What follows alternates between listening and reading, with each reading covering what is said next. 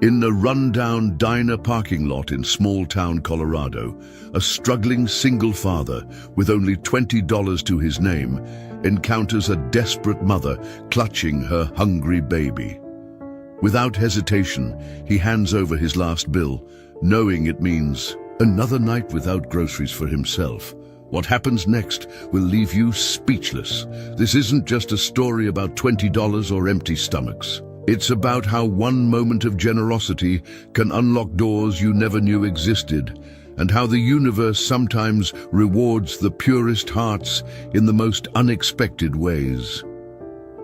Before we jump back in, tell us where you're tuning in from, and if this story touches you, make sure you're subscribed, because tomorrow I've saved something extra special for you. This is more than just a story about a $20 bill changing hands in a diner parking lot.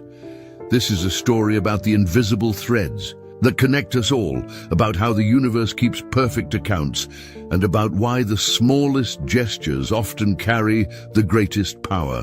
What you're about to witness will challenge everything you think you know about coincidence, destiny, and the true meaning of wealth. We invite you into a world where kindness isn't just rewarded, it's multiplied beyond imagination.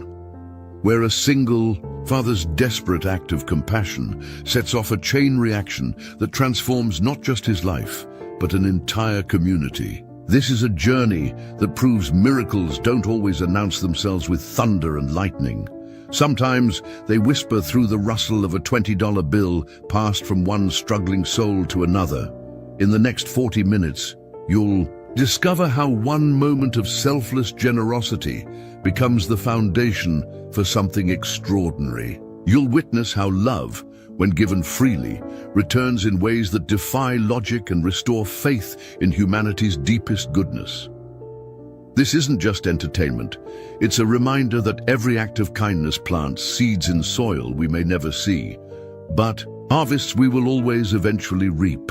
If you've ever wondered whether good deeds truly matter, whether the universe notices when we choose compassion over self-preservation, or whether there's still magic left in this often cynical world, then this story is for you.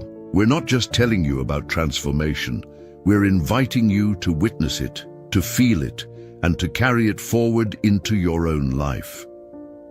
Before we begin, we want you to know that this community we're building together believes in the power of stories to change hearts.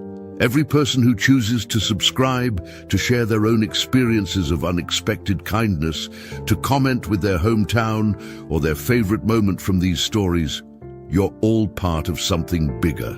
You're part of a movement that refuses to let cynicism win, that insists on finding light in dark places, that celebrates the extraordinary hiding in the ordinary. The story you're about to hear happened in Millfield, Colorado, a town so small that if you blinked while driving through, you'd miss it entirely. It's the kind of place where everyone knows everyone else's business, where the main street has more empty storefronts than occupied ones, and where dreams often feel as distant as the mountain peaks that ring the valley. But it's also the kind of place where miracles can still happen, where people still care about their neighbors, and where $20 can change the course of multiple lives. Our story centers around a man named Liam Smith, a single father whose world had been quietly falling apart for months. But before we meet Liam in all his struggling humanity, before we walk alongside him through his darkest hour and witness his choice to give when he had nothing left to give, we want to prepare your heart for what's coming.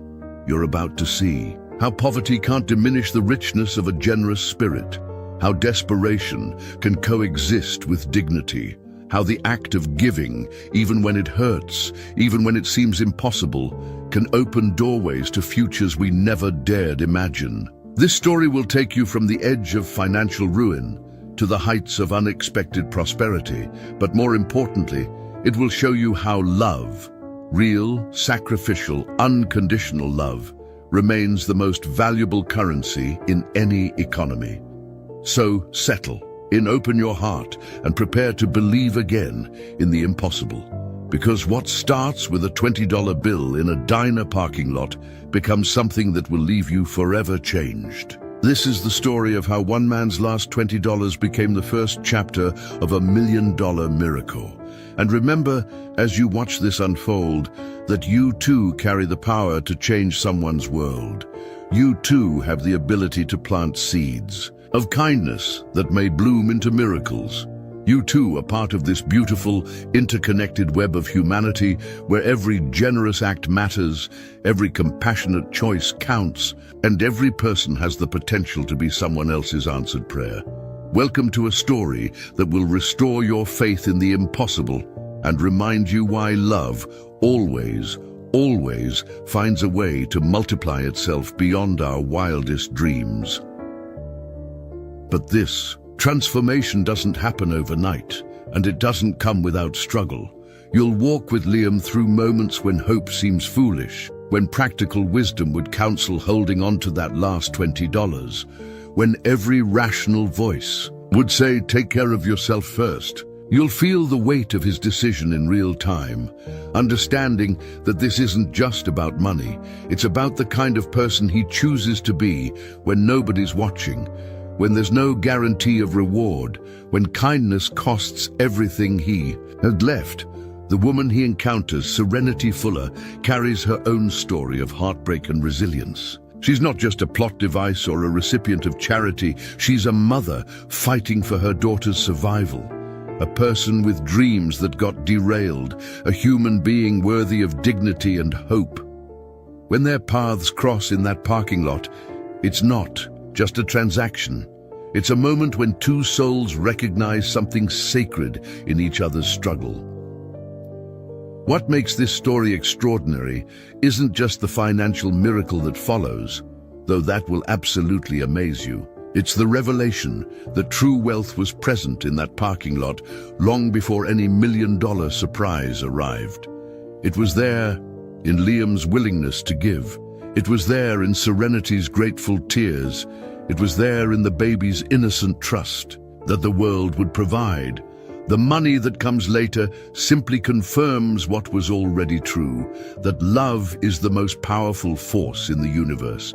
And when we align ourselves with it, impossible things become inevitable. As we journey together through this story, pay attention to the small moments. Notice how a man's character is revealed not through grand gestures, but through what he does when he thinks nobody important is watching.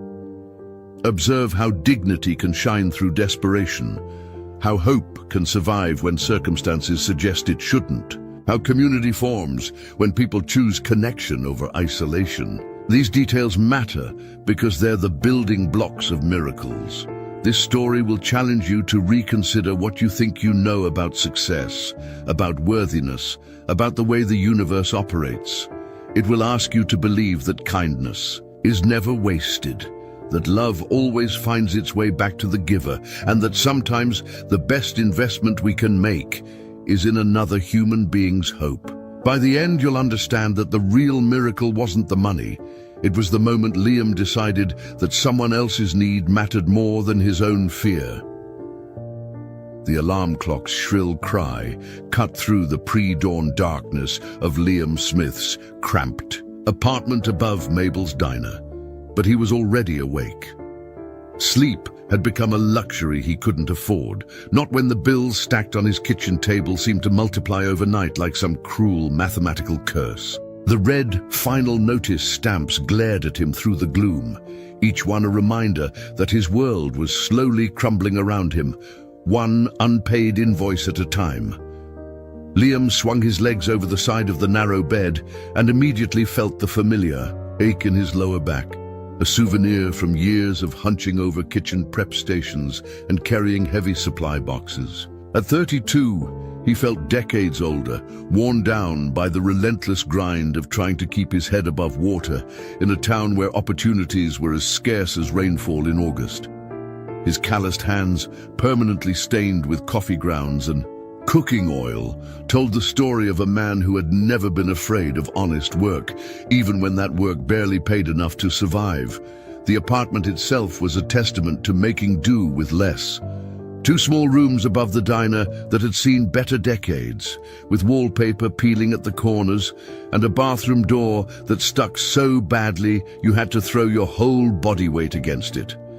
The kitchen consisted of a hot plate, a mini fridge that wheezed like an old dog, and a sink that dripped with the persistence of a metronome. But Liam had scrubbed every surface until it gleamed, hung cheerful yellow curtains that his sister had sewn for him years ago, and arranged the sparse furniture to create the illusion of comfort. On the windowsill sat a photo that stopped him. Every morning, his daughter Emma, at age 6, gap-toothed and grinning, wearing the princess costume he'd saved for months to buy her. She'd been gone 3 years now, living with her mother in Denver after the divorce that had split his life into before and after. The custody arrangement allowed him 1 weekend a month, but even that was becoming impossible to afford with the gas money and the small gifts he refused to show up empty-handed without. Preparing and narrating this story took us a lot of time, so if you are enjoying it, subscribe to our channel. It means a lot to us. Now, back to the story. Liam's reflection in the bathroom mirror showed a man who was fighting to maintain his dignity despite circumstances that seemed designed to strip it away. His brown hair, prematurely touched with grey at the temples, was always neatly combed. His clothes, though second-hand and worn thin in places, were clean and pressed. He'd learned early in life that you could be poor without looking defeated, that how you presented yourself to the world was one of the few things nobody could take away from you. The work uniform waiting for him consisted of a black polo shirt, with Mabel's Diner embroidered over the pocket, a shirt he hand-washed every night to avoid laundromat fees, and the same pair of black pants he'd been rotating for the past year. His work shoes had holes in the soles that he'd covered with duct tape, but he'd learned to step carefully to avoid the embarrassing squeak that betrayed their condition. Downstairs, Mabel's Diner represented everything that was struggling to survive in Millfield, Colorado. The red vinyl booths were patched with electrical tape, the linoleum floor was clean but cracked in a dozen places, and the world's best coffee sign flickered intermittently above the counter. But there was something stubbornly hopeful about the place, with its handwritten daily specials board and the way morning light streamed through windows that Liam cleaned religiously every week. The regulars who filtered in before sunrise were mostly ranch hands, truck drivers, and the occasional early-rising retiree nursing their social security checks until the next month. They were good people, salt-of-the-earth folks who tipped when they could and always had a kind word, but they weren't the kind of customers who could keep a struggling business afloat. Most ordered coffee and toast, maybe eggs if it was payday. The elaborate breakfast platters on the menu were relics from better times. Liam's relationship with Mabel Henderson, the diner's 73-year-old owner, was complicated by mutual financial desperation. She'd owned the place for 40 years, watching it thrive in the 1980s when the copper mine was still operational and the town had a future. Now, she could barely afford to keep the lights on, let alone pay her only full-time employee a living wage. But she couldn't bring herself to fire Liam, knowing he had nowhere else to go, and he couldn't bring himself to quit, knowing she needed him to survive. The weight of responsibility sat heavily on Liam's shoulders as he fired up the ancient coffee machine and began prep work for the morning rush that would bring maybe a dozen customers on a good day. He'd been supplementing his income with odd jobs, snow removal in winter, lawn care in summer, anything that paid cash and didn't interfere with his diner schedule. But even working 16-hour days, 7 days a week, he was barely treading water.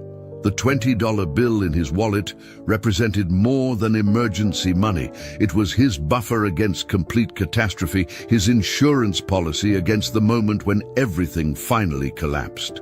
$20 could buy groceries for 3 days if he was careful. It could cover gas to visit Emma if she called and begged him to come see her school play.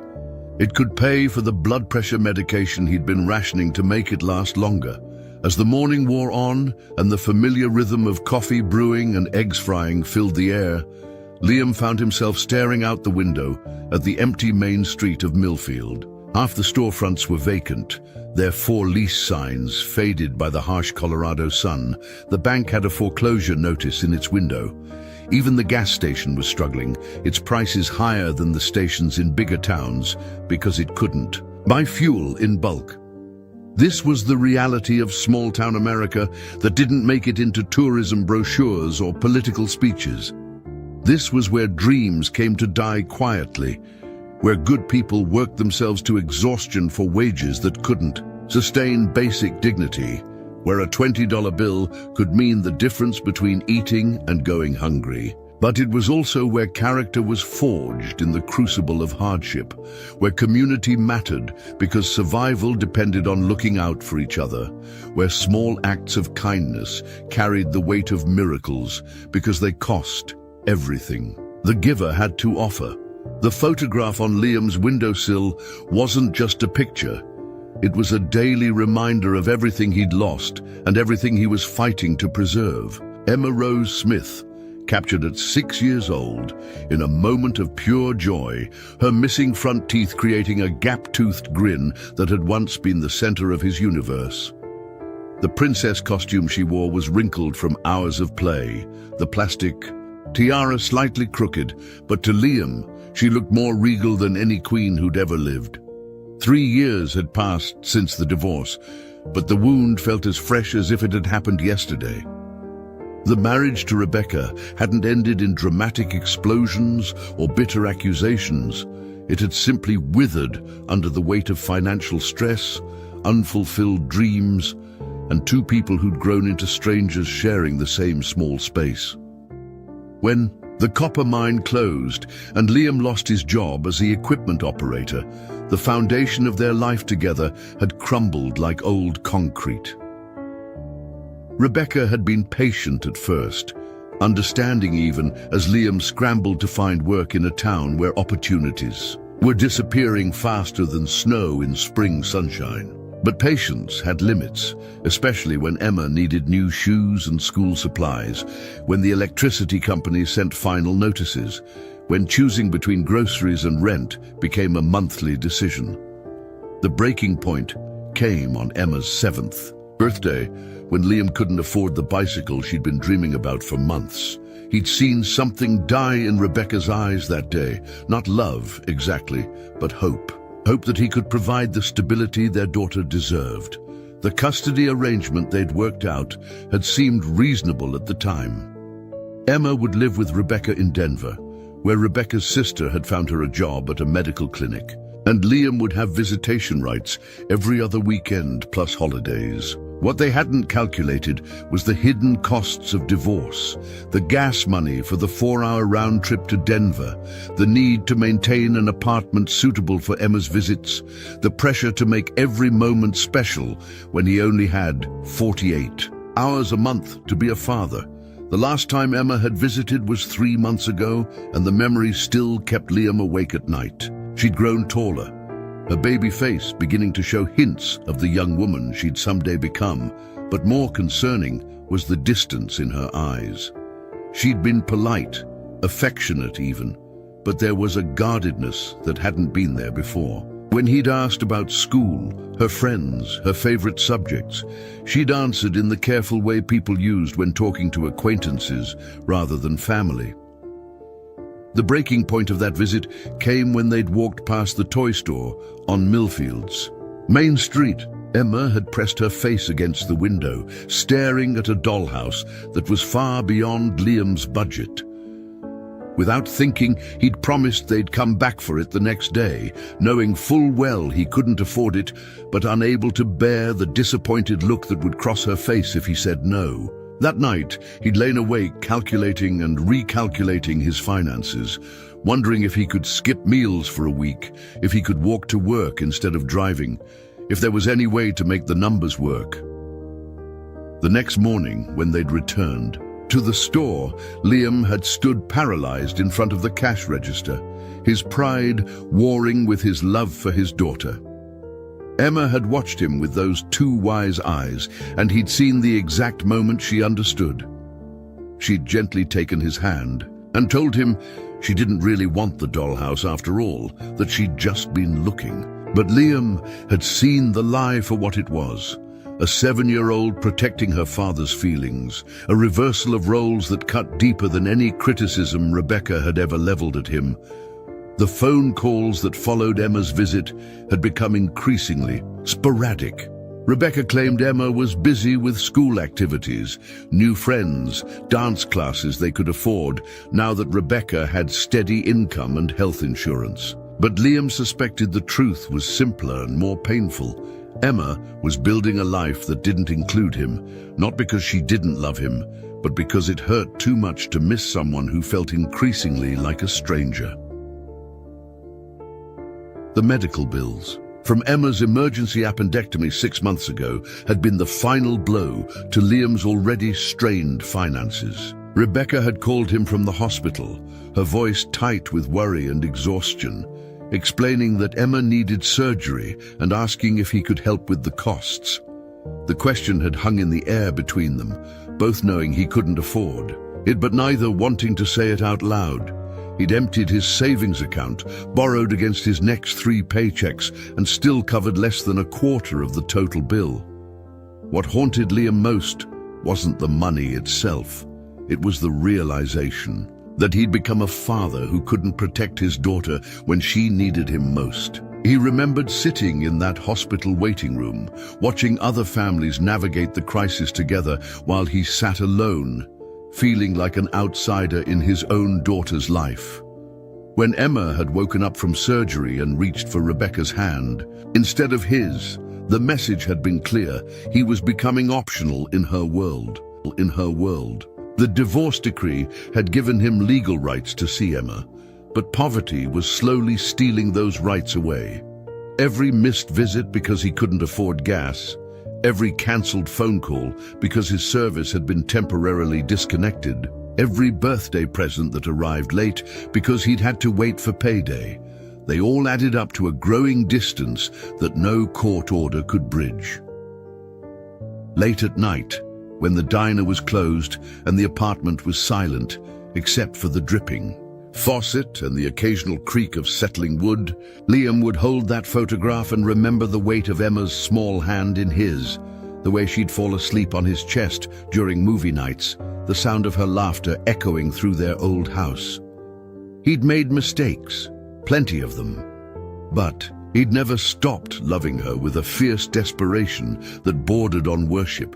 The $20 bill in his wallet represented more than financial security. It was his connection to fatherhood itself.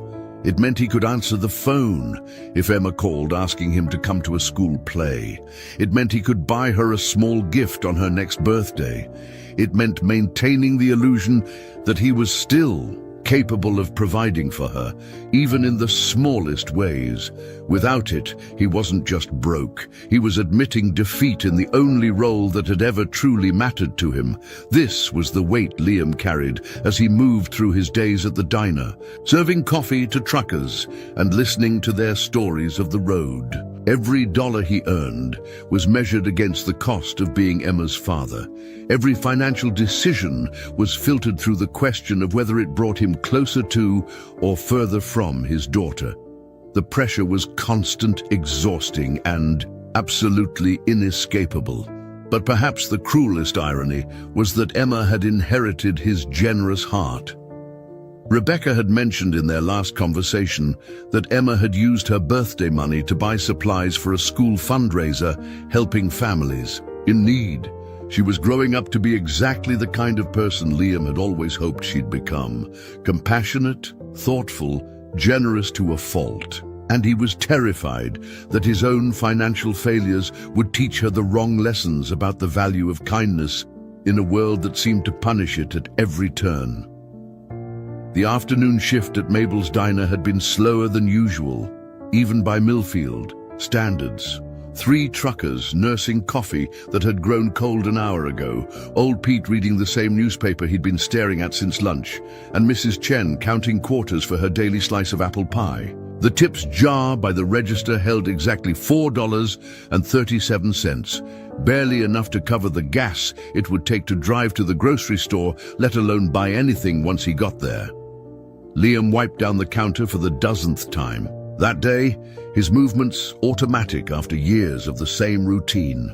The late October sun slanted through the diner's windows, casting long shadows across the cracked linoleum floor. In a few hours, he'd flip the sign to closed, count the meager receipts, and climb the narrow stairs to his apartment, where he'd heat up a can of soup and try not to think about the bills waiting on his kitchen table. Mabel had left early for a doctor's appointment, her arthritis acting up again as the weather turned cold. At 73, she shouldn't be working 12-hour days trying to keep the diner afloat, but pride and stubbornness ran deep in her generation. She trusted Liam to handle the closing routine, knowing he'd lock up properly and make sure the coffee pot was cleaned for tomorrow's brew. It was a small responsibility, but in his current circumstances, even small responsibilities felt like victories. The bell above the door chimed with its familiar off-key clang, and Liam looked up from the coffee machine he'd been disassembling for cleaning. What he saw made him pause, his hands still holding the filter basket. A young woman stood silhouetted in the doorway, her thin frame backlit by the fading afternoon sun. She clutched a baby to her chest, the infant wrapped in what looked like a receiving blanket that had seen better months, if not years. Even from across the diner, Liam could see the exhaustion radiating from her like heat from asphalt. Her dark hair was pulled back in a ponytail that suggested it had been styled days ago and forgotten since. Her clothes were clean but wrinkled, the kind of wrinkled that came from sleeping in a car rather than careless laundry habits. But it was her eyes that stopped Liam cold, wide, desperate, and trying so hard to mask the fear that it hurt too. "Look at her directly, excuse me," she said, her voice barely above a whisper. The baby stirred in her arms, making the soft whimpering sounds that preceded a full-scale crying fit. "Are you still serving? I know it's almost closing time, but—" "Of course," Liam said quickly, setting down the coffee filter and moving toward the counter. "Take any seat you'd like. Can I get you some coffee while you look at the menu?" The woman, she couldn't have been more than 25, glanced around the diner as if calculating escape routes. When her gaze landed on the prices listed on the chalkboard menu, Liam saw her shoulders sag almost imperceptibly. She approached the counter slowly, bouncing the baby gently to keep her quiet. "Actually," she said, her voice growing smaller, "I was wondering, do you have anything that's not too expensive? I have about $6, and I haven't eaten since yesterday, and Grace here." She looked down at the baby with an expression of such tender desperation that Liam felt his chest tighten. "She's been fussy because I'm not producing enough milk, and I thought maybe if I could just get something in my stomach."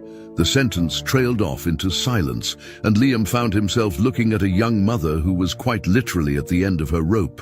Her hands trembled slightly as she shifted the baby's weight, and he could see the careful calculation in her eyes as she mentally counted and recounted the crumpled bills in her jacket pocket. "What's your name?" Liam asked gently. "Serenity," she replied, then added quickly, "Serenity Fuller, and this is Grace." She adjusted the blanket around the baby, who had begun making stronger protest sounds. "She's 4 months old." Liam nodded toward the booth nearest the kitchen. "Why don't you sit down, Serenity? Let me get you both something." He moved with quiet efficiency, filling a plate with the last of the day's meatloaf, a generous scoop of mashed potatoes, green beans, and a warm dinner roll. It was easily $15 worth of food by menu standards, but Liam didn't hesitate. He poured a tall glass of milk and a cup of coffee, adding sugar packets and creamer to a small dish. When he set it all in front of Serenity, her eyes immediately filled with tears. "I can't afford all this," she whispered, looking down at the steaming plate. "I told you, I only have $6. Then $6 is what it costs, Liam said simply. He pulled out a chair across from her and sat down, noting how she immediately began eating with the focused intensity of someone who hadn't had a proper meal in days. "Where are you headed?"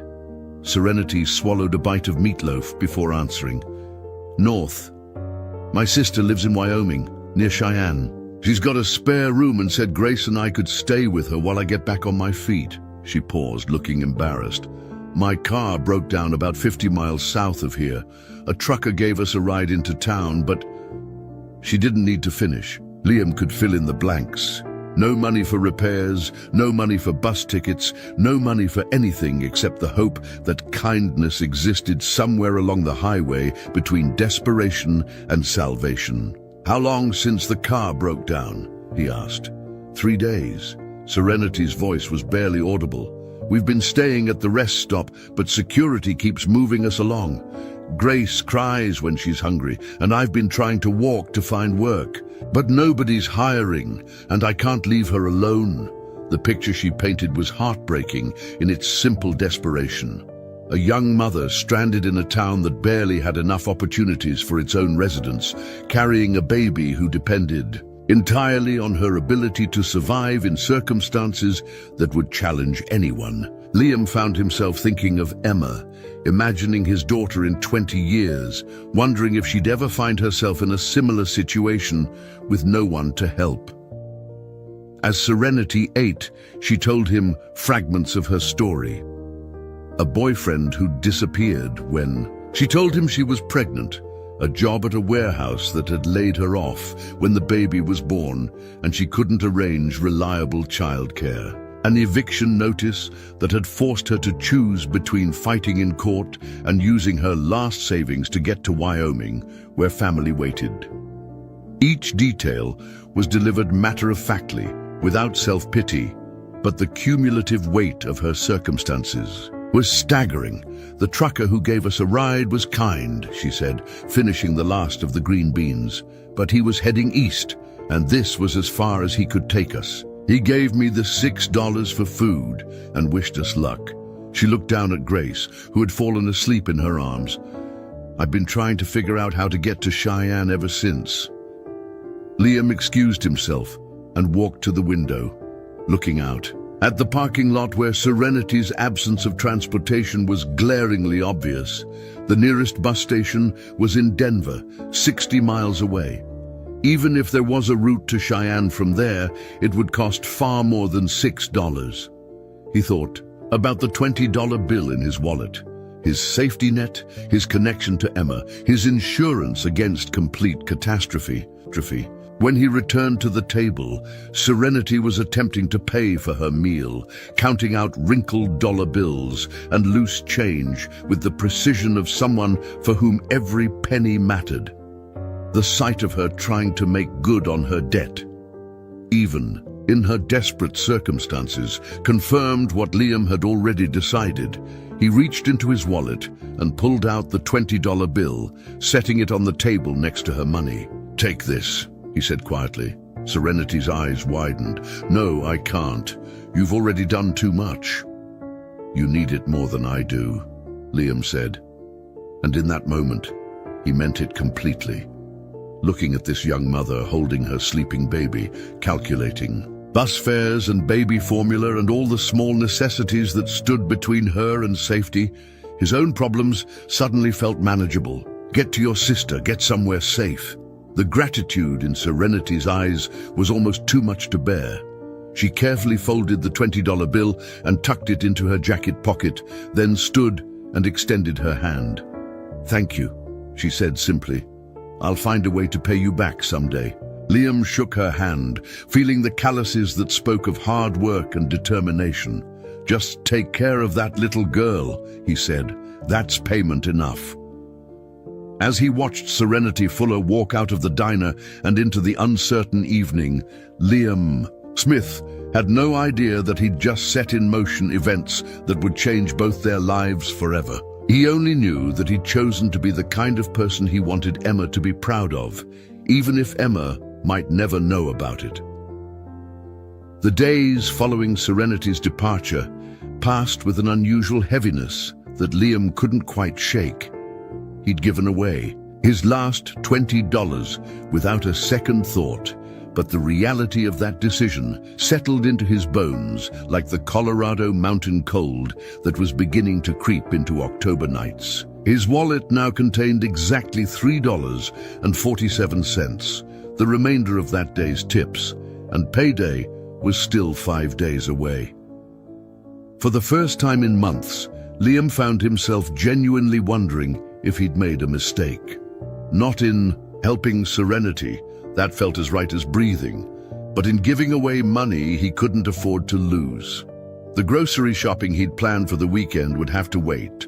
The phone bill that was due in 3 days would go unpaid, meaning another embarrassing conversation with the customer service representative who'd begun to recognize his voice. Most painful of all, Emma had called the night before, excited about a school Halloween carnival, and he'd had to explain why he couldn't drive up to see her costume. "It's okay, Daddy," Emma had said, with the kind of mature understanding that broke his heart. "Maybe you can come for Thanksgiving instead." But Thanksgiving was still a month away, and Liam wasn't sure his finances would be any better by then. He'd hung up the phone, feeling like he'd failed her again, trading his daughter's happiness for a stranger's survival. The rational part of his mind knew he'd done the right thing, but late at night, when the apartment was silent except for the dripping faucet and his own doubts, rationality felt like cold comfort. It was Wednesday morning, 6 days after Serenity had left, when the first sign appeared that the universe might be keeping accounts after all. Liam was opening the diner, going through the familiar ritual of firing up the coffee machine and checking yesterday's receipts, when he noticed a man sitting at the counter he was certain hadn't been there moments before.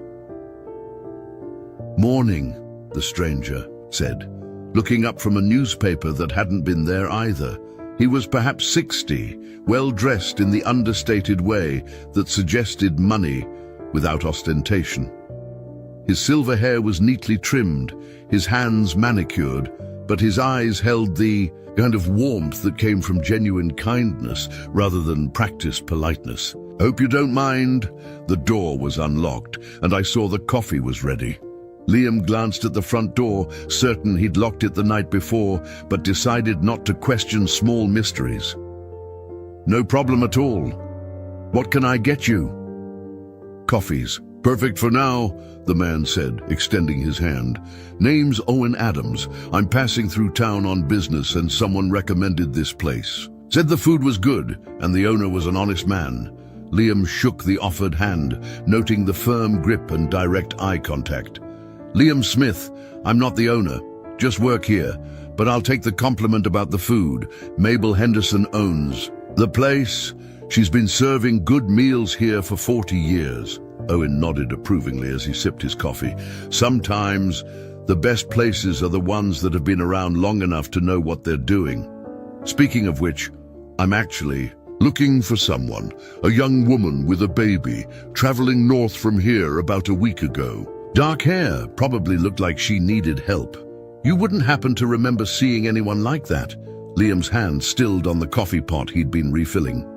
"May I ask why you're looking for her?" "Good question," Owen said, smiling at what seemed to be approval for Liam's caution.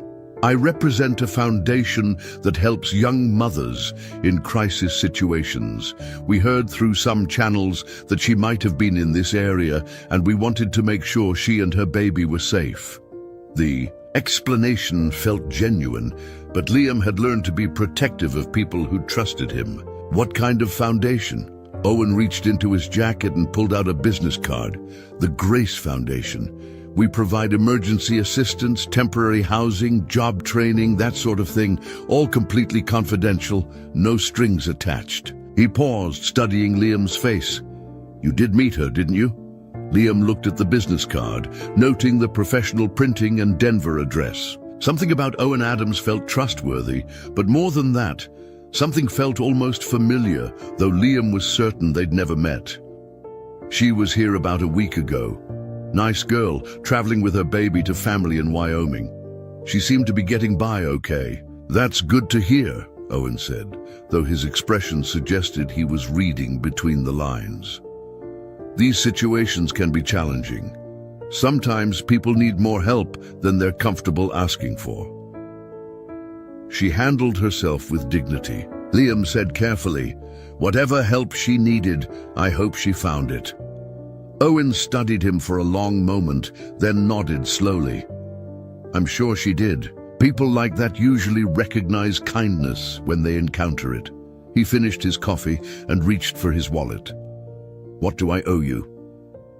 "Coffee's on the house," Liam said automatically, the words coming out before he'd consciously decided to say them.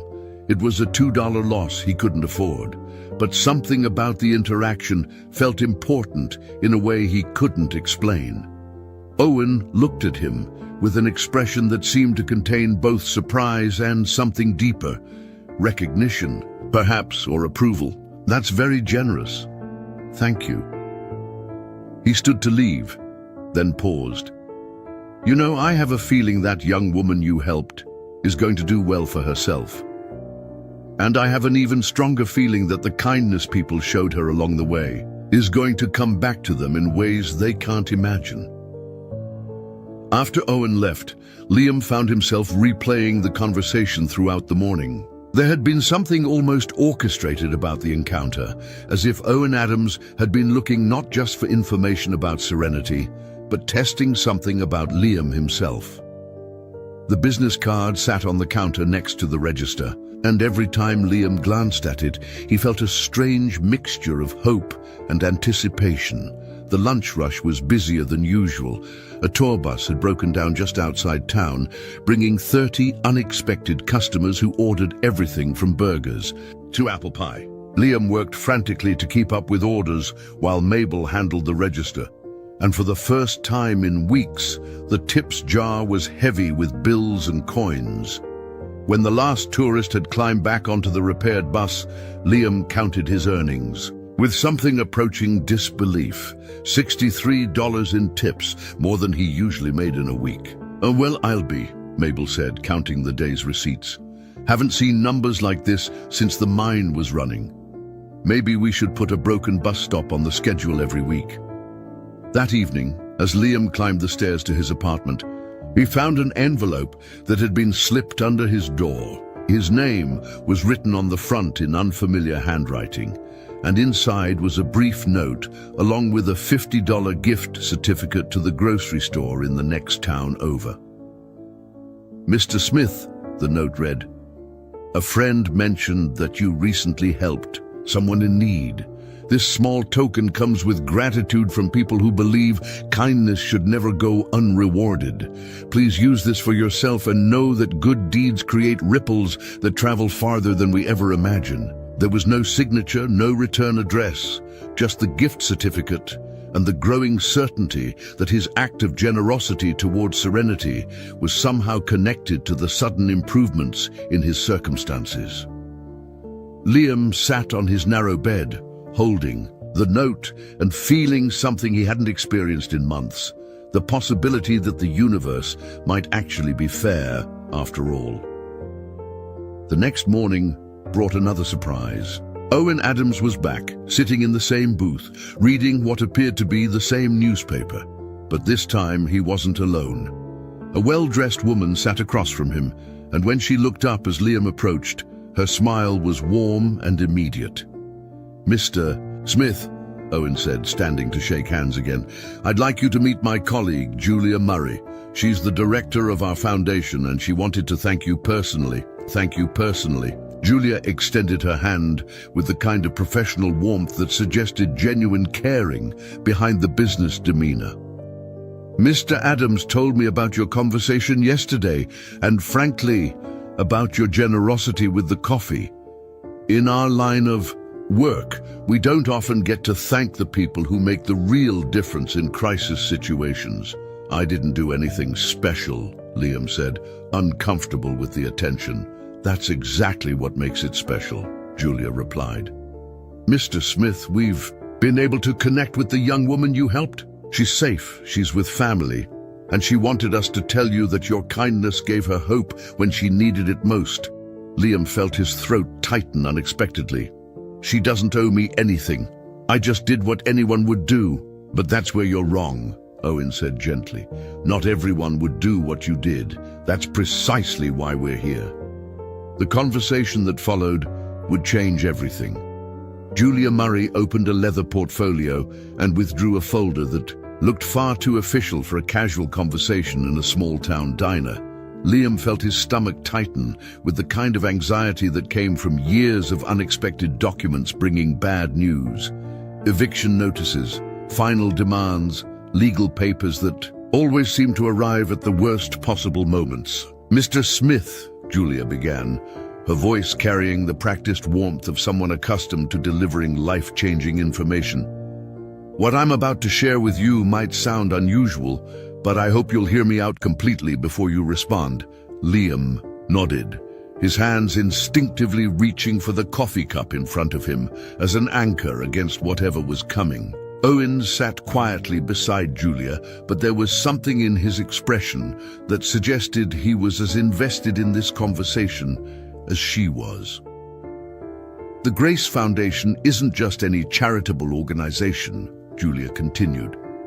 "We were established by someone who believes that genuine kindness should be rewarded in tangible ways. Our benefactor prefers to remain anonymous, but they've built a substantial endowment specifically to help people who demonstrate extraordinary generosity, especially when that generosity comes at personal cost."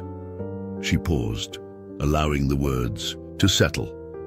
Liam found himself thinking of late-night infomercials and too-good-to-be-true sweepstakes offers. But the business cards were real. Julia's professional demeanor was convincing, and something in Owen's eyes suggested this was anything but a scam. "When Serenity Fuller contacted us for assistance," Julia went on, "she mentioned a man in Millfield who had given her his last $20 without expecting anything in return. She was quite specific about the circumstances, how you fed her when she was hungry, how you could clearly see she had nothing to offer in return, how you gave her money that she suspected you couldn't afford to lose." Liam's cheeks flushed with embarrassment. "She didn't need to tell anyone about that. I wasn't looking for credit or—" "Of course you weren't," Owen interrupted gently. "That's exactly the point. Serenity told us because she was grateful, and because she wanted to make sure that if there was any way to pay your kindness forward, we would know where to find you." Julia smiled and opened the folder.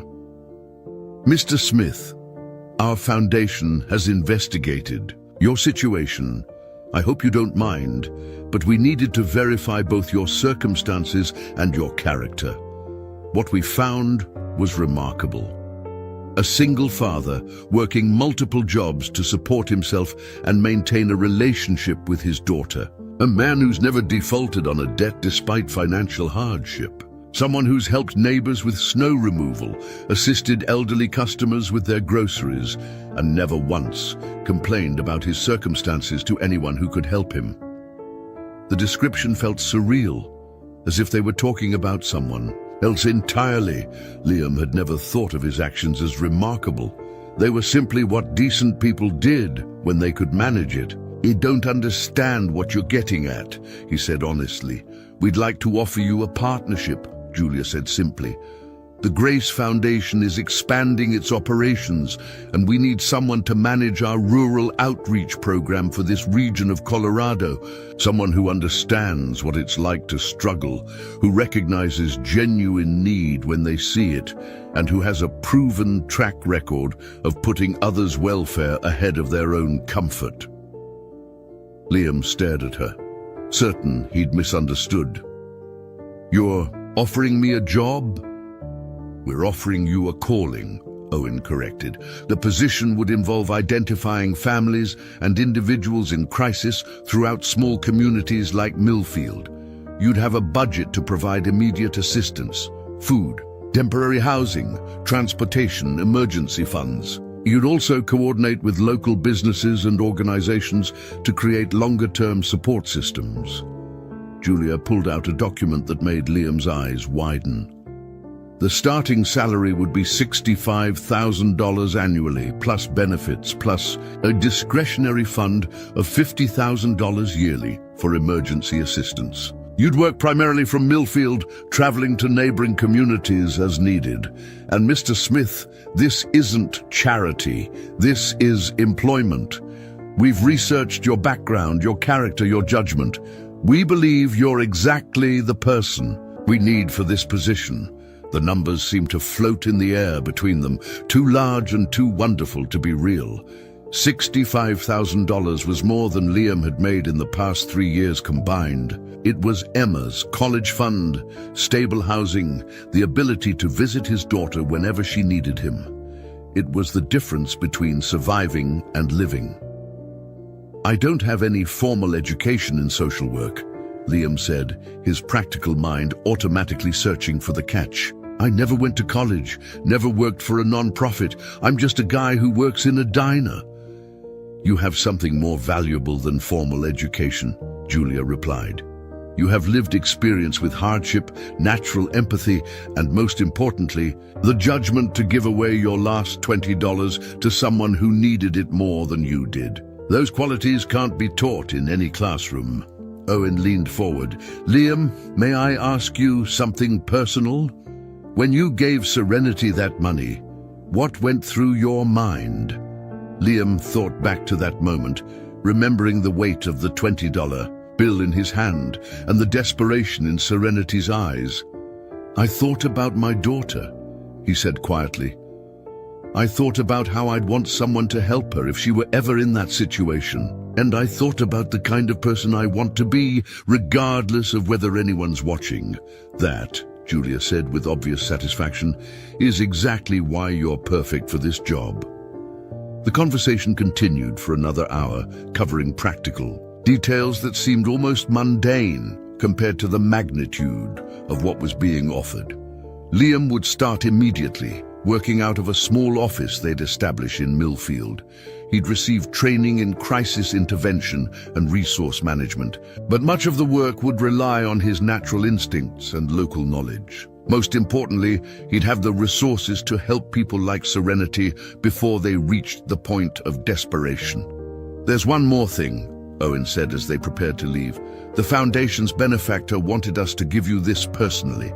He handed Liam an envelope that felt substantial in his hands. Inside was a check for $5,000 and a handwritten note.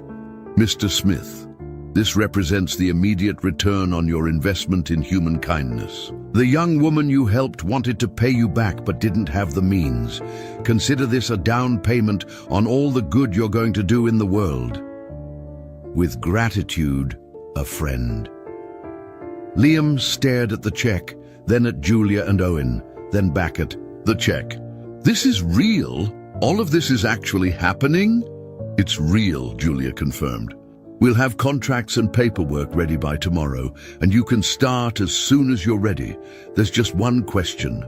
Are you interested in changing your life and the lives of countless others?" Liam thought about Emma, about the conversation they'd have when he told her he could afford to visit every weekend. He thought about Mabel, struggling to keep the diner afloat, and how he might be able to help her access resources she didn't know existed. He thought about all the Serenity Fullers out there, trapped between pride and desperation, needing just enough help to get back on their feet. "Yes," he said, his voice steady despite the emotion threatening to overwhelm him. "Yes, I'm very interested." As Julia and Owen gathered their materials and prepared to leave, Owen paused at the door. "Liam, I want you to know something. The young woman you helped, Serenity, she's enrolled in nursing school now. Full scholarship, housing provided, childcare arranged. She's going to be fine, and she wanted you to know that none of it would have been possible without the hope you gave her in this diner." After they left, Liam sat alone in the empty diner, holding the check and trying to process what had just happened. The $20 he'd given away a week ago had somehow multiplied into opportunities he'd never dared to dream of. But more than the money, more than the job, was the realization that his simple act of kindness had created ripples that were still spreading, touching lives he might never even know about. When Mabel returned from her errands and found him sitting in contemplative silence, she took one look at his face and smiled. "Good news, I take it?" "The best," Liam replied, thinking about the phone call he was about to make to Emma. "Mabel, how would you feel about having a partner in this place? Someone who could help you expand, maybe hire more staff, reach more people. The conversation that followed was just the beginning of transformations that would touch not just Liam's life, but the entire community of Millfield, Colorado.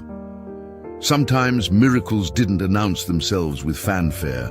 Sometimes they simply walked into a diner, ordered coffee, and offered a man the chance to turn his generosity into his life's work.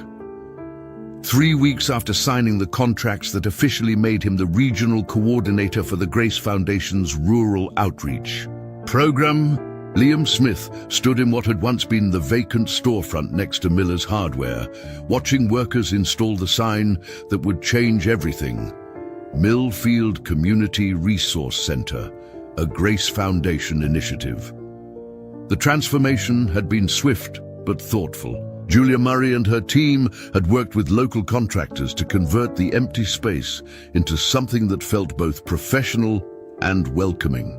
Comfortable seating areas where families could meet privately with counselors, a children's play, corner with books and toys, a small kitchen for emergency food preparation, and offices for the growing staff that Liam was gradually assembling. But the real transformation wasn't in the building. It was in the people gathering around the shared vision of what Millfield could become. Mabel Henderson had been the first to embrace the possibility. When Liam had approached her about partnering with the foundation to expand the diner's reach, her eyes had lit up with an enthusiasm he hadn't seen since the mine closed. The Grace Foundation had provided funding to renovate Mabel's kitchen, hire 2 additional staff members, and establish a program where the diner would provide free meals to families in crisis while being fully compensated for their costs. 40 years I've been feeding people in this town, Mabel had said, wiping tears from her eyes as she signed the partnership agreement. Never thought I'd see the day when I could feed the ones who needed it most without worrying about keeping the lights on. The diner had become the unofficial headquarters for community planning sessions, and it was there that Liam had met the people who would help shape Millfield's future. Dr. Patricia Winters, the semi-retired physician who had been driving to the next county for medical emergencies, was eager to establish a part-time clinic. Roberto Silva, the former mine supervisor who had been struggling to find work, jumped at the chance to coordinate job training programs. Even Pastor Michael from the community church had volunteered to help with counseling services and temporary housing coordination. But perhaps the most unexpected ally came in the form of Frank Kelly, a businessman from Denver who had grown up in Millfield before the mine closed. Frank had made his fortune in construction and development, but when news of the Grace Foundation's initiative reached him through business networks, he'd driven down to see the changes firsthand. "I thought this place was dead," Frank had admitted during his first meeting with Liam. "Drove through here 2 years ago and figured it would be a ghost town within a decade. But what you're building here, this isn't just charity. This is smart development. You're creating sustainable systems." Frank's involvement brought a level of business expertise that complemented the foundation's resources perfectly. He understood how to create economic opportunities that wouldn't disappear when grant funding ended. More importantly, he understood the pride of small-town people who wanted to earn their way forward, not just receive handouts. The planning sessions at Mabel's Diner had evolved into something remarkable. Every Tuesday evening, a diverse group of residents would gather around pushed-together tables, sharing coffee and ideas for rebuilding their community. Liam facilitated these meetings, but the vision was emerging organically from people who had lived through Millfield's decline and were determined to engineer its recovery. Sarah Martinez, a young teacher who had been considering leaving for opportunities in larger cities, proposed an adult education program that could help residents earn GEDs and trade certifications. Her husband Carlos, a skilled mechanic, suggested a community garage where people could learn automotive repair while fixing vehicles for families who couldn't afford commercial rates. Even old Pete, the regular customer who spent most days reading newspapers at the diner, contributed by offering to organize a community garden on the vacant lots that dotted the town. But the breakthrough moment came when Emma arrived for her weekend visit and witnessed one of these planning sessions firsthand. Liam had been nervous about Emma seeing him in his new role. The job with the Grace Foundation had already begun changing their relationship. He could afford to visit her every other weekend now, and their phone conversations had shifted from careful discussions about money to excited planning about the future. But he wasn't sure how his 9-year-old daughter would understand the work he was doing, or why it mattered so much to him. Emma had sat quietly at a corner table, coloring in a workbook, while the adults discussed funding for a community daycare center. But when the conversation turned to how they could help families with young people who were struggling in school, she looked up from her artwork. "Daddy," she said in the clear voice that always made the room go quiet, "remember when you used to help me with my math homework? And how you always said that sometimes people just need someone to believe they can do it?" Liam nodded, unsure where she was heading, but touched by the memory. "Maybe the kids here need someone to believe in them too," Emma continued. "Maybe they need homework helpers like you used to be for me." The silence that followed was profound. Then Dr. Winters spoke up. "That's brilliant. A peer tutoring program, maybe pairing high school students with elementary kids, supervised by adults who can provide guidance and encouragement." Frank Kelly was already making notes. "We could create a scholarship fund for the high school tutors, maybe even pathways to community college for the ones who show leadership potential." Sarah Martinez was nodding enthusiastically. "And it could extend beyond academics. Life skills, career exploration, mentorship relationships that could last for years." What had started as a child's innocent observation was rapidly becoming a comprehensive youth development program. But more than that, Emma's comment had crystallized something essential about their shared vision. This wasn't about fixing problems from the outside, but about recognizing and nurturing the strengths that already existed within the community. Later that evening, after the planning session had wound down and the other participants had headed home, Liam and Emma walked through downtown Millfield. The streets were quiet, but there were lights in windows that had been dark for years, and several storefronts that had recently been rented by small businesses taking advantage of the Foundation's microloan program. "Daddy," Emma said, slipping her hand into his, "are you happy now?" The question caught him off guard. He thought about the past few weeks, the satisfaction of helping 3 families avoid eviction, the joy of watching Mabel hire her niece as a full-time waitress, the hope in people's faces when they talked about Millfield's future. "Yes, sweetheart," he said honestly. "I think I am." "Good," Emma replied with the matter-of-fact wisdom that children possessed. "Because when you gave that lady your money, I think you planted something good, and now it's growing into something really big." As they walked past the construction site where the community center was taking shape, Liam realized Emma was right. The $20 he'd given to Serenity Fuller hadn't just helped one struggling mother, it had planted a seed that was growing into something none of them could have imagined. A community garden where both vegetables and relationships could flourish, a resource center where crisis intervention could become empowerment, a network of people who had discovered that their individual struggles were actually shared challenges with collective solutions. The shared vision was no longer just about helping people survive difficult circumstances. It was about creating A place where kindness could multiply, where generosity could become sustainable, where people could build something together that was stronger and more beautiful than anything they could create alone. That night, as Liam tucked Emma into the new bed in the apartment they could finally afford to make comfortable, she asked one more question. "Daddy, do you think that lady you helped knows about all the good things that happened because of what you did?" Liam smiled, thinking about the updates Julia Murray had shared about Serenity's progress in nursing school. "I think she does, sweetheart. And I think she'd be proud to know that her courage to accept help when she needed it helped create all of this." The vision they were building in Millfield wasn't just about individual transformation.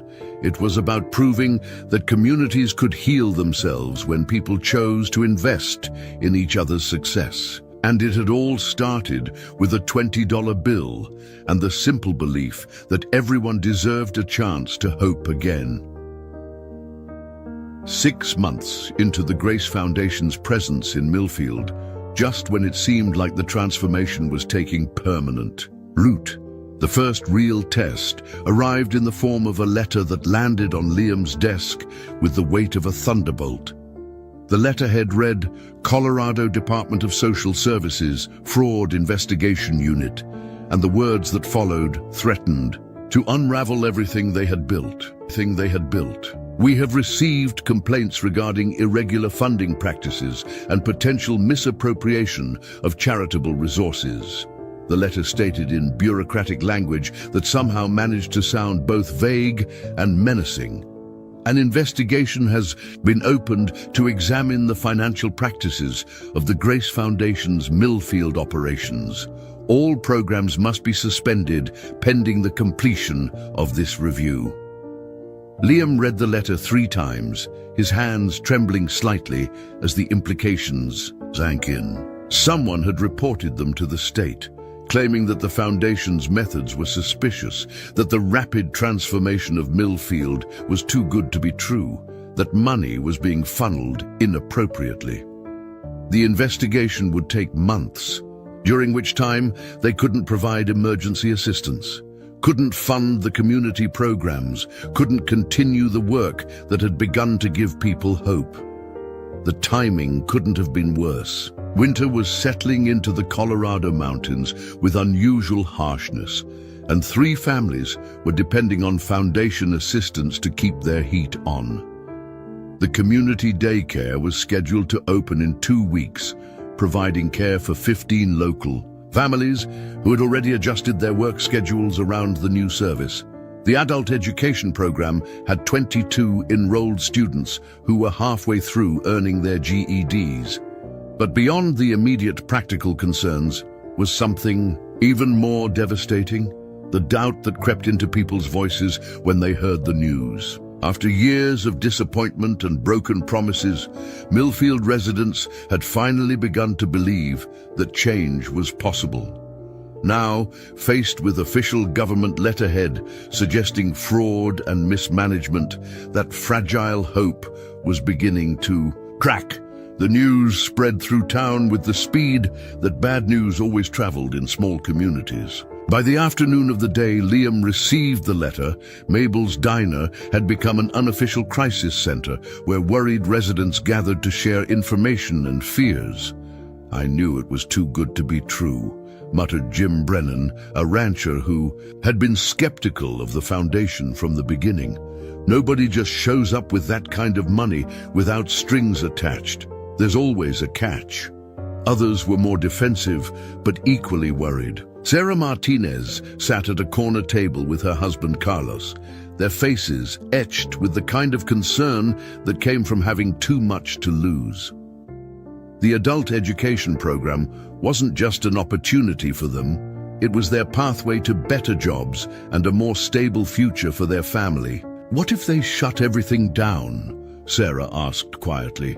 "What if we're back to where we started, but now with expectations we can't meet?"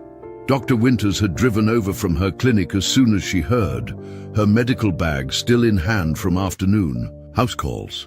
"This doesn't make sense," she said, addressing the room as much as any individual. "I've seen the Foundation's books. Julia Murray has been completely transparent about funding sources and expenditures. Everything has been documented and above board. But documentation and transparency meant little when faced with a government investigation. Even if the Foundation was completely cleared of wrongdoing, the process could take months or even years. Communities that had survived on hope and momentum could easily collapse under the weight of bureaucratic uncertainty. Frank Kelly had driven down from Denver as soon as Liam called him, and his assessment was grimly practical. "Investigations like this can be triggered by anonymous complaints," he explained to the gathered group. "Someone who doesn't like what's happening here, someone who feels threatened by change, could have called in a report just to cause trouble." The suggestion that their community transformation was being sabotaged by outsiders brought a different kind of anger to the room. But it also raised uncomfortable questions about whether they had moved too fast, been too visible, attracted the wrong kind of attention. Old Pete, who had been listening quietly from his usual spot at the counter, finally spoke up. "So, what do we do? Give up? Go back to watching this place die one empty storefront at a time?" The question hung in the air like a challenge. Liam looked around the room at faces that had become familiar over the months. People who had invested their hopes in a vision that now seemed threatened by forces beyond their control. He thought about Emma, who had been so proud of the tutoring program she had inspired. He thought about Serenity Fuller, whose courage to accept help had started this entire chain of events. He thought about the $20 bill that had somehow multiplied into resources that could transform an entire community. "We prove them wrong," Liam said quietly, his voice gaining strength as he spoke. "We show them that this community doesn't need outside validation to take care of its own people." The room went silent, waiting for him to continue. "The investigation is about the Foundation's money and programs," Liam explained. "But the Foundation didn't create the relationships in this room. It didn't create your skills, your knowledge, your willingness to help each other. Those things belong to us, and no government agency can take them away." Dr. Winters was the first to understand where he was heading. "A community-supported emergency fund," she said slowly. "We pool our own resources to help families in immediate crisis." Frank Kelly nodded approvingly. "And the daycare doesn't need Foundation funding to operate if parents organize cooperatively and share costs and responsibilities." Sarah Martinez stood up, her voice stronger than it had been all afternoon. "The adult education classes can continue at the church. We don't need fancy equipment. We need teachers and students who are committed to learning." What followed was 2 hours of the most intense community planning Millfield had ever experienced. People who had learned to depend on Foundation resources discovered they had more power than they realized. Carlos Martinez could teach automotive repair in his own garage. Dr. Winters could provide basic medical services on a sliding scale that people could actually afford. Pastor Michael's church could host not just education classes, but support groups and community meetings. The challenge that had seemed like a potential death blow was transforming into an opportunity for the community to prove its resilience. But more than that, it was forcing them to confront a fundamental question. Were they building something that could survive without external support, or had they simply become dependent on a different kind of charity? As the evening wore on and plans took shape, Liam realized that the investigation might be the best thing that could have happened to them. Not because he welcomed the stress and uncertainty, but because it was forcing Millfield to discover its own strength. The Grace Foundation had provided crucial seed funding and initial support, but the real transformation had always been in the people themselves, their willingness to work together, to support each other, to believe that change was possible. The meeting ended with commitments that surprised everyone. Jim Brennan, the skeptical rancher, volunteered to coordinate winter heating assistance using his own network of suppliers. Families pledged monthly contributions to a community emergency fund. Business owners offered space and resources for continuing programs. "You know what?" Old Pete said, as people began gathering their coats and heading home. "Maybe we needed this wake-up call. Maybe we needed to find out we could stand on our own 2 feet."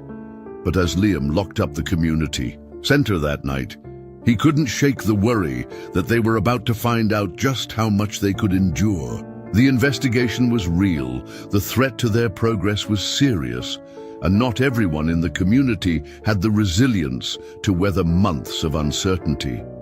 The next few weeks would determine whether the miracle that had begun with $20 was strong enough to survive its first real test.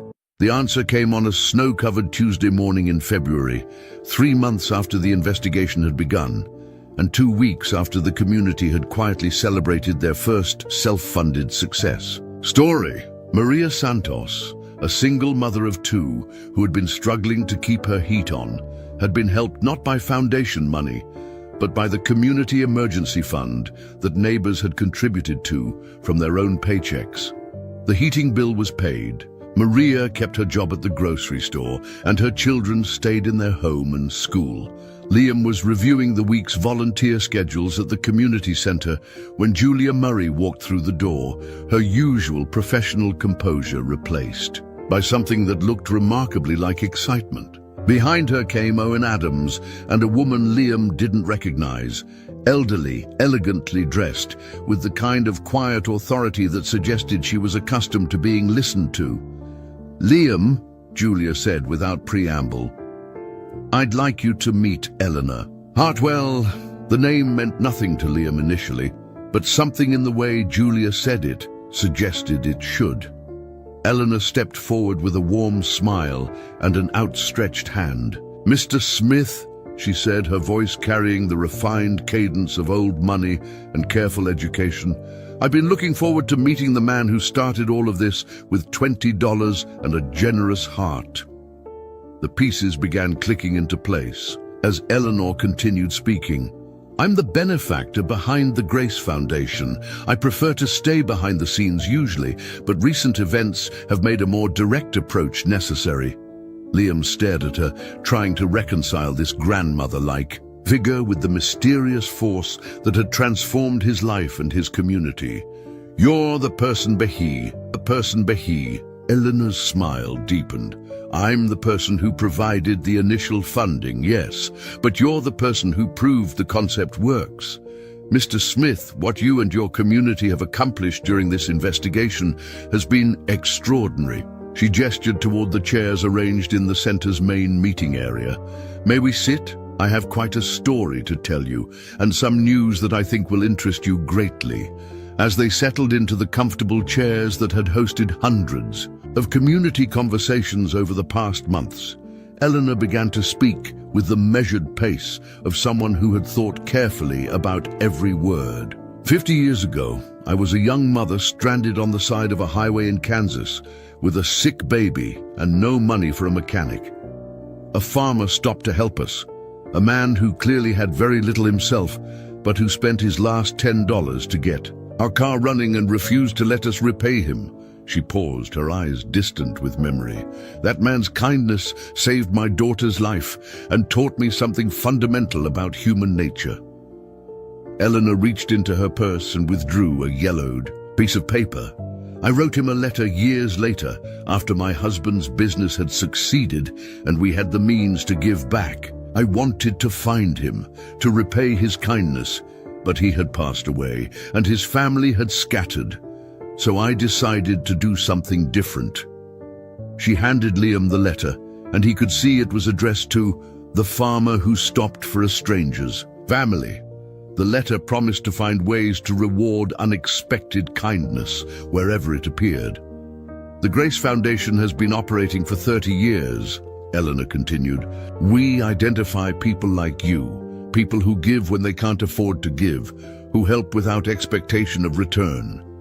Usually, we provide quiet assistance, paying off medical bills, funding educational opportunities, providing business loans that never need to be repaid.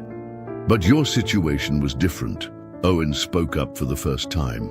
When Serenity Fuller contacted us and told us about your $20, Eleanor became personally invested.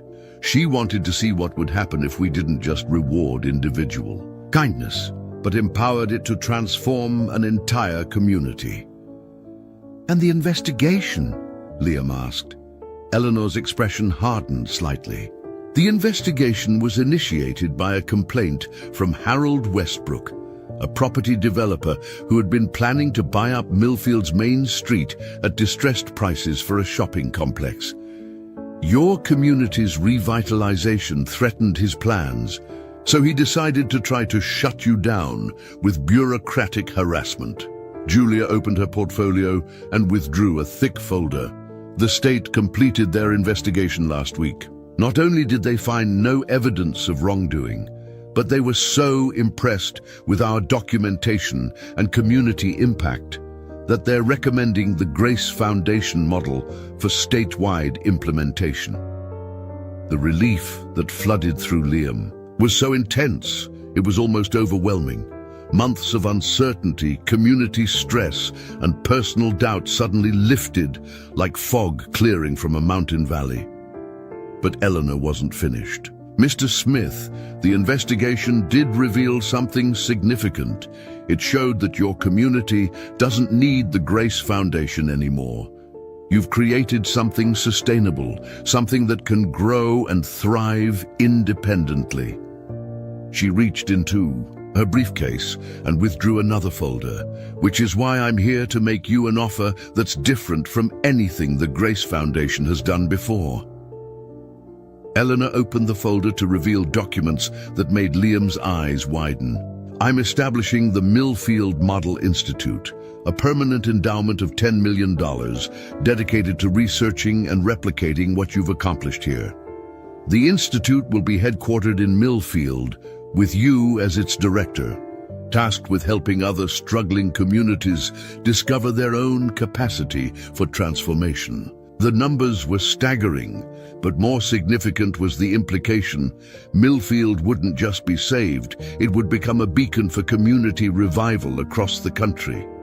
"But that's not all," Eleanor continued. "Harold Westbrook, the developer, who tried to shut you down, has had a change of heart. Facing negative publicity for trying to sabotage a successful community revitalization project, he's offered to sell his development rights to the community at cost, along with funding for a community land trust that will ensure Millfield controls its own growth." Frank Kelly, who had arrived quietly during the conversation, was shaking his head in amazement. "Eleanor, what you're describing isn't just community development, it's community sovereignty. You're giving them permanent protection against future exploitation." "Exactly," Eleanor said with obvious satisfaction. "Mr. Smith, your $20 has grown into something I never anticipated when we started this process. You've proven that communities can heal themselves when given the right support and encouragement." Liam thought about the journey from that moment in the diner when he'd handed Serenity his last $20 to this moment when he was being offered the resources to help countless other communities. The multiplication was almost incomprehensible.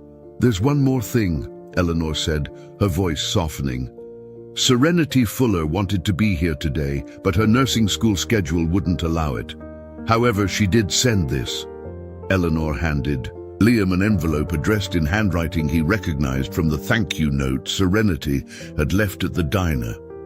Inside was a photograph of a young woman in nursing scrubs, holding her diploma, with a beautiful little girl at her side. On the back, Serenity had written, "Mr. Smith, because of your kindness, I'm now a registered nurse working in pediatric care. Grace and I will never forget that you saw us as worthy of help when we couldn't see it ourselves.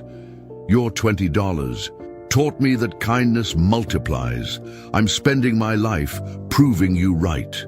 As Liam held the photograph, surrounded by people who had become family and contemplating opportunities that had grown from a simple act of generosity, he realized that the real breakthrough wasn't the money or the recognition or even the vindication. The real breakthrough was the understanding that kindness was indeed the most powerful force in the universe, not because it always brought immediate rewards, but because it created connections that could transform the world. The investigation that had threatened to destroy everything had actually proven the opposite, that what they had built was real, sustainable, and worthy of replication. The attempt to stop their progress had instead accelerated it beyond anything they had dared to imagine.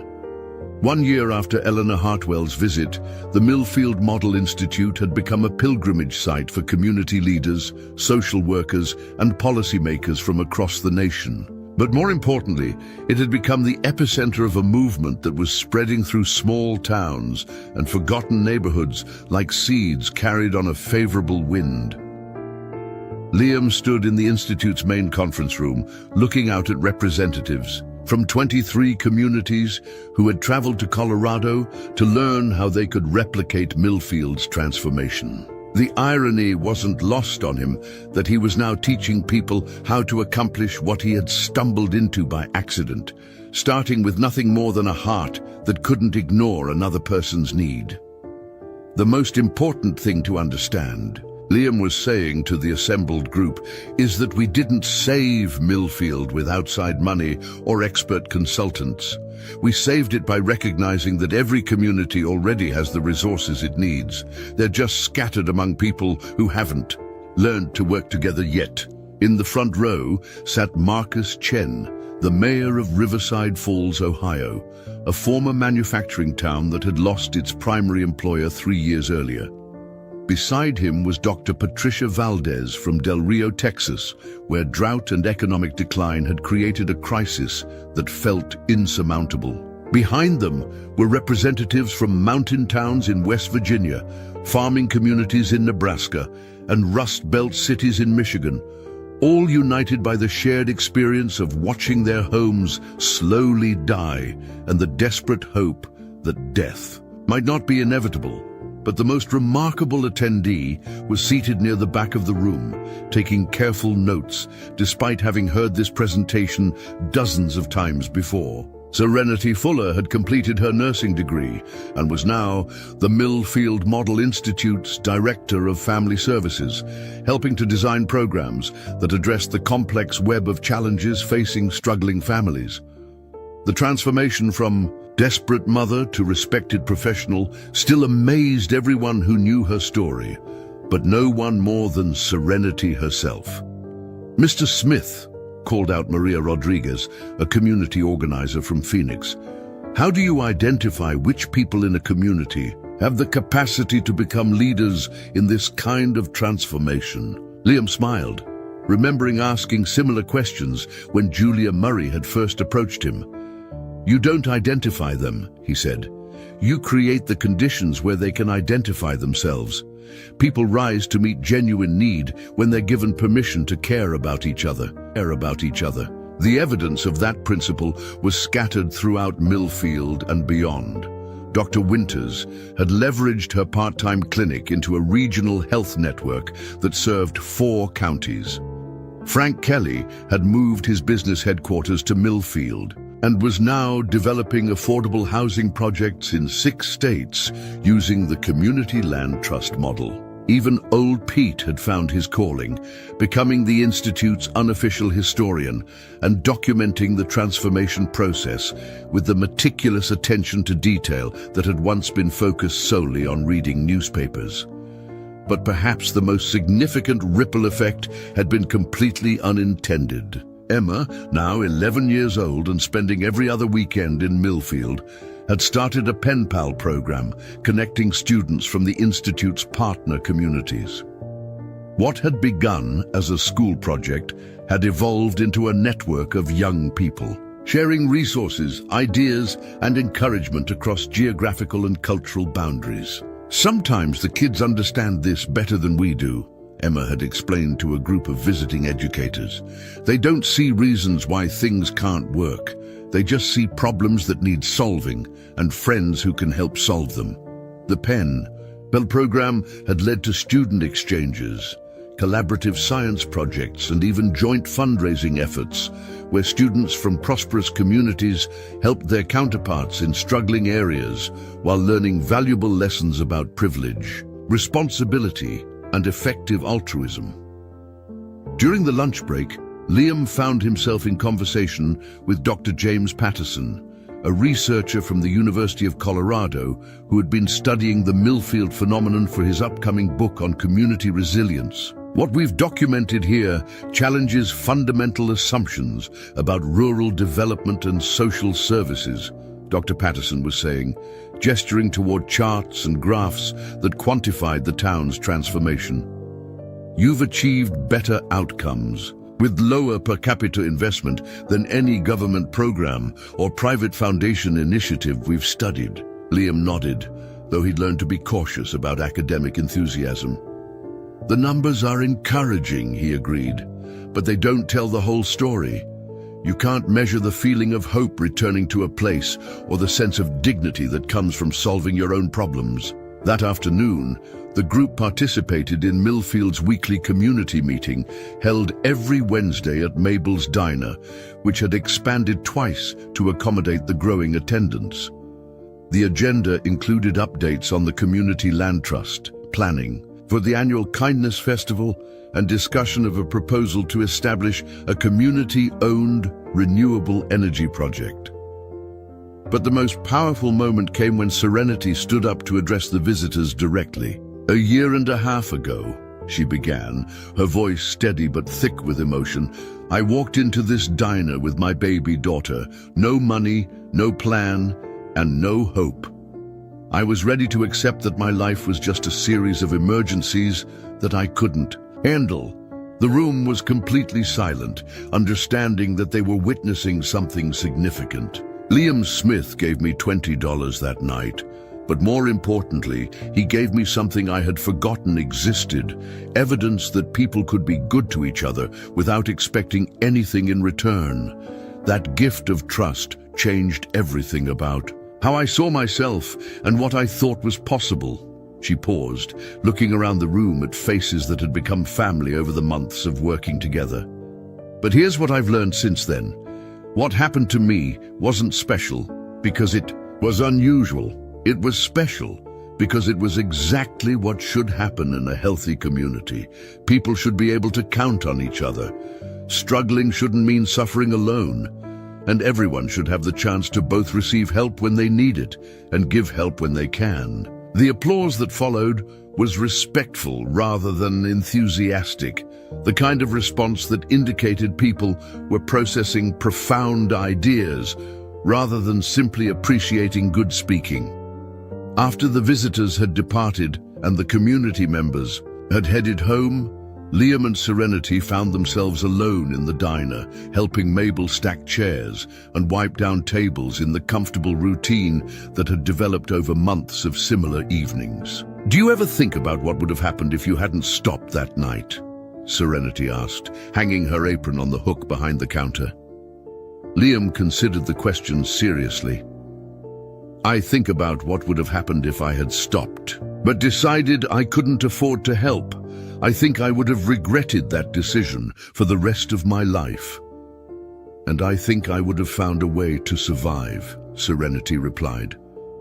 "But I wouldn't have learned that I could thrive. There's a difference between getting by and discovering what you're capable of when people believe in you." Mabel, who had been listening quietly while counting the day's receipts, looked up from her work. "You know what I think? I think this whole thing proves that miracles aren't mysterious. They're just what happens when ordinary people decide to be extraordinary for each other." As Liam drove home that evening, past streets that were alive with lights and activity, past the community garden where families were harvesting late-season vegetables, past the childcare center where children were playing in the secure knowledge that their parents were working toward better futures, he reflected on how far they had all traveled from that moment when desperation had met generosity in a diner parking lot. The ripple effects were still spreading, still creating new possibilities, in communities they had never heard of, still proving that kindness was indeed the most renewable resource on earth. And at the center of it all was the simple truth that had started everything. When people choose to see each other's fundamental worth, magical things become not just possible, but inevitable. 2 years after that life-changing conversation with Eleanor Hartwell, Liam Smith stood at the podium of the Colorado State Capitol, addressing a joint session of the legislature about the Community Resilience Bill that would allocate $50 million to replicate the Millfield model throughout the state. But as he looked out at the assembled lawmakers, his mind wasn't on policy implementation or budget allocations.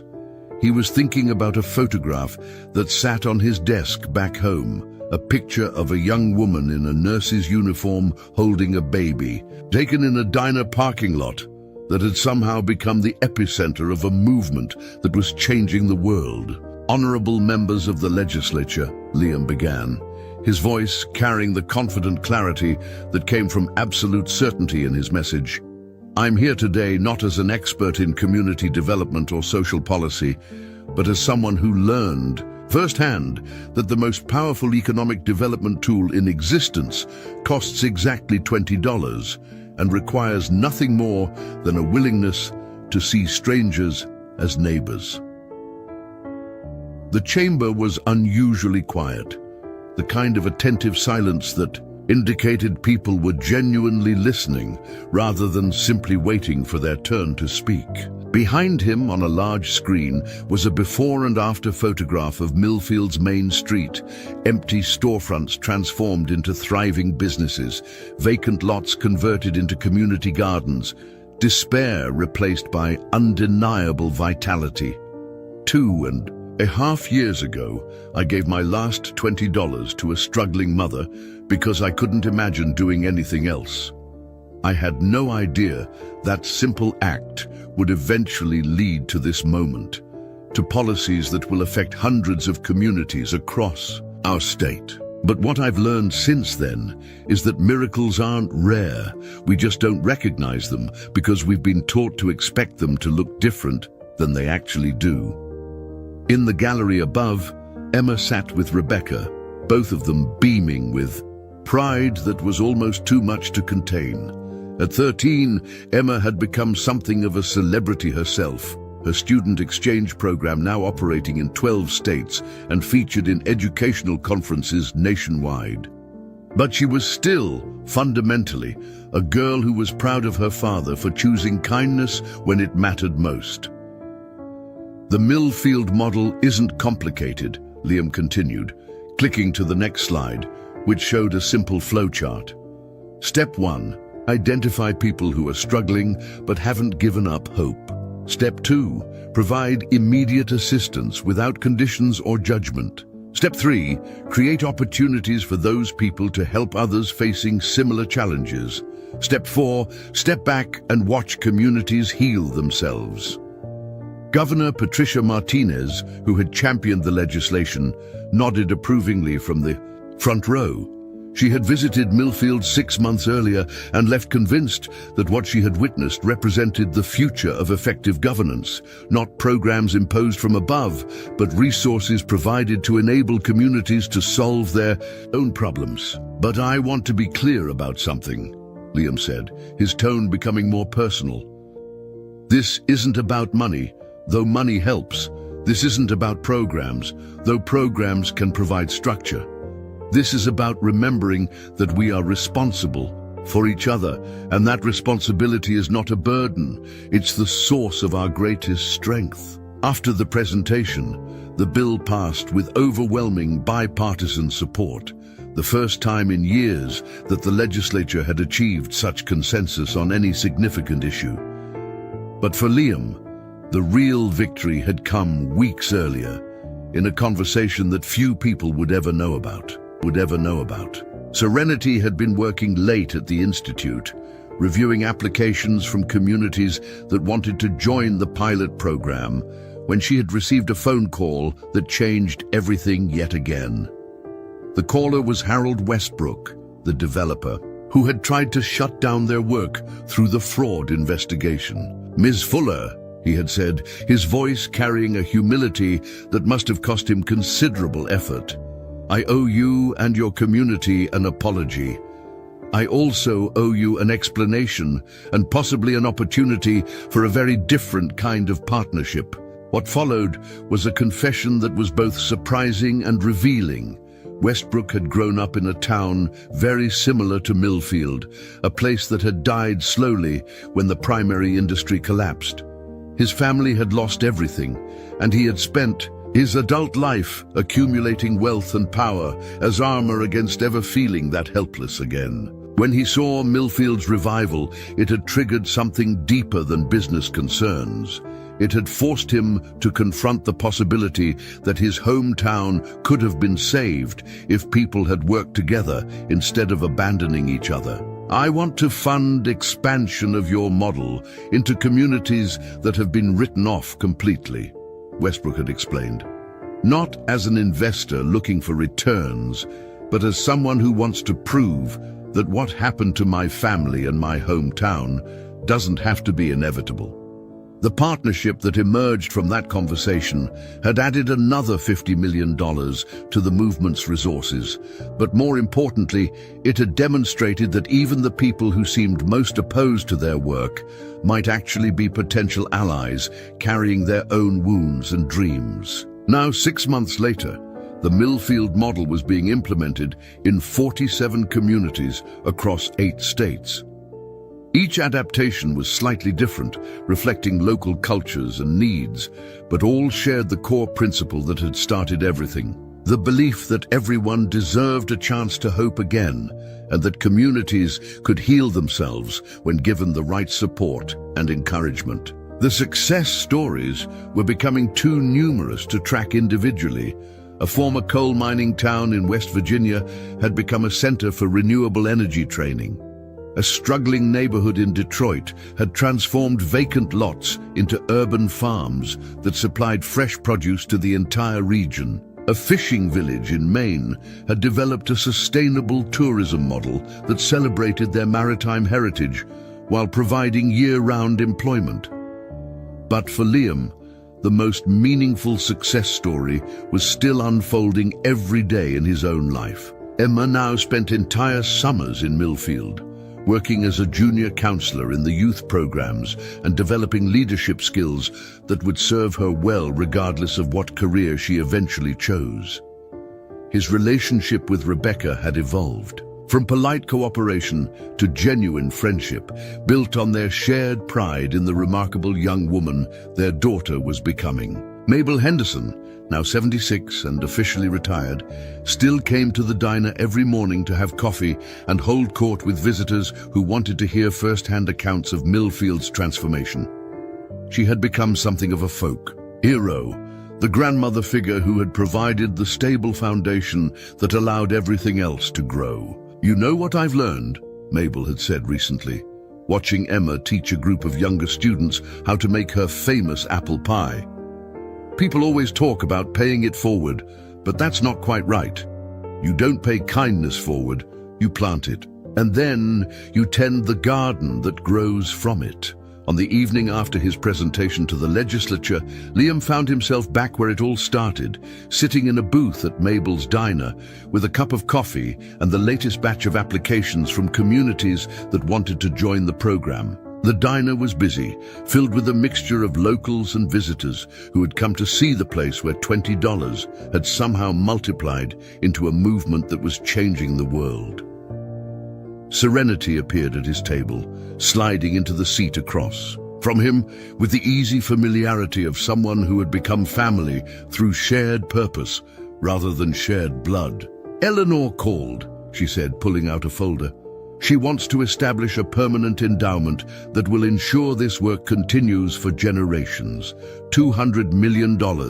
managed by a board that includes community representatives from every state where the model is operating. Liam looked at the preliminary documents, shaking his head in wonder at numbers that still seemed impossible to comprehend. Do you ever think about what our lives would have been like if that night had gone differently? Serenity smiled, glancing around the bustling diner. I think about it all the time, but then I look at Grace. She nodded toward her daughter, now 4 years old, and helping Emma set up art supplies for the evening children's program. And I realize that this is the life we were always supposed to have. We just had to find our way to it. As the evening progressed and the diner gradually emptied, Liam reflected on the journey that had brought them all to this moment. The $20 he had given away that October night had indeed multiplied, beyond anything he could have imagined, but not in the way he might have expected. It hadn't just grown into money or programs or recognition. It had grown into proof that the world could be different than it often appeared to be.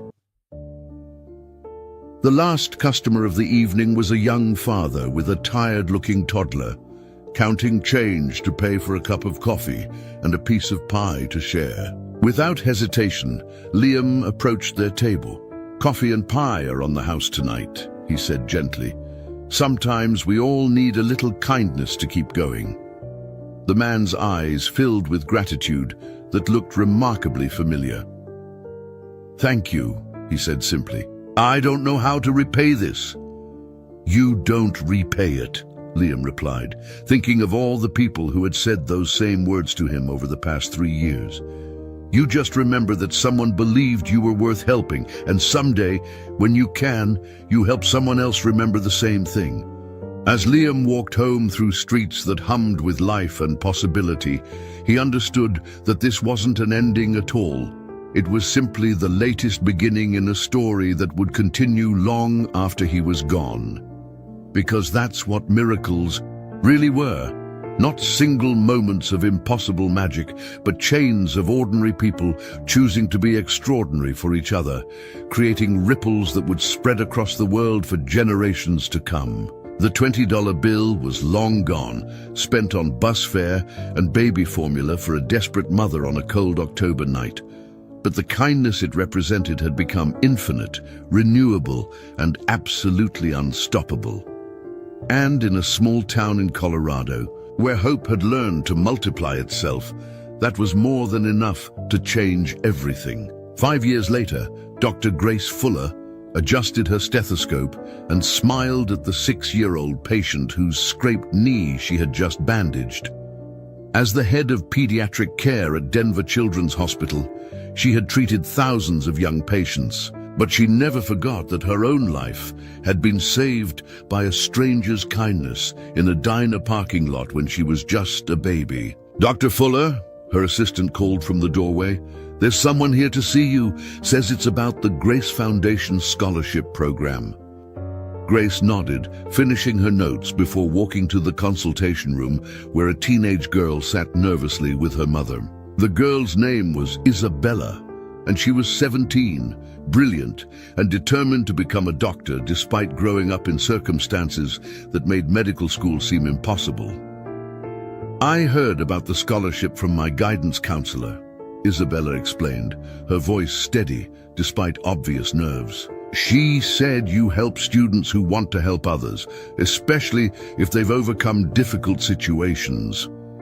Grace smiled, thinking of another young mother who had once needed help, and the man who had given his last $20 without a second thought. "Tell me about your dream," she said gently. Across the country, in a small town in Ohio that had once faced the same challenges as Millfield, Emma Smith Martinez finished her presentation to the town council about implementing their own community resilience program. At 18, she was a freshman at Stanford, studying social entrepreneurship, but she spent her summers traveling to communities that wanted to replicate her father's model. "The most important thing to remember," Emma told the assembled council members, "is that transformation doesn't require perfect conditions or unlimited resources. It just requires people who are willing to believe in each other. After the meeting, Emma called her father from her hotel room. "Dad, I think Riverside Falls is going to be our most successful implementation yet. They already have everything they need. They just needed someone to help them see it." Liam's voice came through the phone, warm with pride. "That's what you do best, sweetheart. You help people recognize their own power." Meanwhile, in Millfield, Mabel's Diner had become an official historical landmark with a bronze plaque by The Door That Read, "In this place, October 15th, 2023, a $20 act of kindness began a movement that changed the world. Dedicated to everyone who believes that strangers are just neighbors we haven't met yet." Mabel Henderson, now 81 and still sharp as ever, led tours twice a week for visitors who came from around the globe to see where it all started. Her favorite part was always the end, when she'd point to the booth where Liam and Serenity had first met. "People ask me what made that night special," Mabel would say to each group, "but there wasn't anything special about it except that two people chose to see each other as human beings worth helping. That choice is available to every single one of us, every single day." The Millfield model had now been implemented in over 200 communities across 15 countries. Each adaptation was unique, but all shared the core principle that Eleanor Hartwell had learned from a Kansas farmer decades earlier. Kindness, when freely given, multiplies in ways that defy mathematics and transform the world. In the Institute's annual report, the numbers were staggering. Over 50,000 families lifted out of poverty. 12,000 small businesses started with community support, 200 communities revitalized, and countless acts of kindness that could never be quantified, but whose impact rippled through generations. But perhaps the most significant statistic wasn't in any report. It was the fact that in every community where the model had been implemented, crime rates had dropped, graduation rates had increased, and something harder to measure but impossible to miss had returned. Hope Eleanor Hartwell, now 93, and still actively involved in the Foundation's work, often reflected on the chain of events that had started with her own roadside rescue 50 years earlier. The farmer who had helped her had never known what his kindness would eventually create, just as Liam had never imagined that $20 would grow into a movement that would outlive them all.